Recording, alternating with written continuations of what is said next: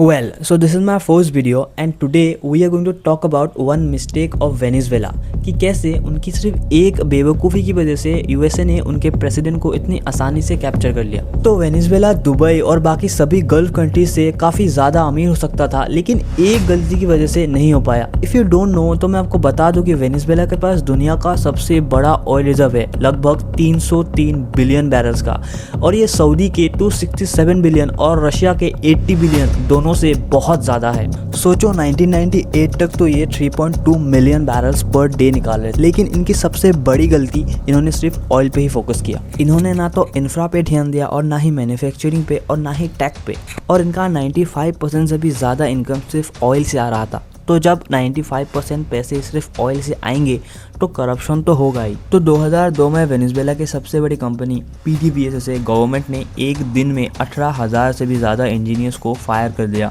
मतलब सोचो 40% technical brain एक ही दिन में गायब, और उनकी जगह ले ली गवर्नमेंट के पपेट्स ने। और यहाँ से सीन और भी ख़राब होता है। तो देखो, वेनेजुएला का ऑयल सऊदी की तरह लाइट और लिक्विड नहीं है, मतलब यहाँ का ऑयल हैवी है और इसको एक्सट्रैक्ट करने के लिए केमिकल मिलाने पड़ते हैं, स्पेशल मशीन चाहिए और रोज़ मेंटेनेंस करनी पड़ती है। मतलब वेनेजुएला में ऑयल एक्सट्रैक्ट और रिफाइन करना बहुत ही महंगा है, और ये सब पता होने के बाद भी गवर्नमेंट ने सारे प्रॉफिट्स निकाल के पॉलिटिक्स में लगा दिए, जिसकी वजह से सब्सिडीज तो कम हुई ही और मशीन्स भी पुराने होने लगी, और धीरे धीरे सारे प्लान्स बंद हो गए। अब इसकी वजह से 2014 में सारी इकोनॉमी कोलैप्स कर गई, और उसको बचाने के लिए गवर्नमेंट ने एक्स्ट्रा नोट्स प्रिंट करने शुरू कर दिए, जिससे इन्फ्लेशन 10 लाख गुना तक बढ़ गई थी। इस इंसिडेंट से सबसे ज़्यादा फायदा चाइना को हुआ, क्योंकि इन सब के बीच में उन्हें मिल रही थी चीप एनर्जी। लेकिन ये सब देखकर यूएस बहुत परेशान था, क्योंकि more energy means more development. तो 2017 के बाद यूएसए ने वेनेजुएला के ऊपर सैंक्शंस लगाने शुरू कर दिए, जिससे कुछ टाइम बाद वेनेजुएला ने यूएसए प्रॉमिस किया कि वो यूएस को चाइना से ज़्यादा एनर्जी बेचेंगे। लेकिन वेनेजुएला के पास इतना गैस, गोल्ड, आयरन और बैटरी मेटल्स है कि यूएस ने सोचा हम इनको खुद ही कंट्रोल कर लेते हैं। अब वेनेजुएला को कैप्चर करने के बाद होगा क्या? जो production of barrels 1 million per day की हो रही थी, वो अब 3 million plus barrel per day की होगी,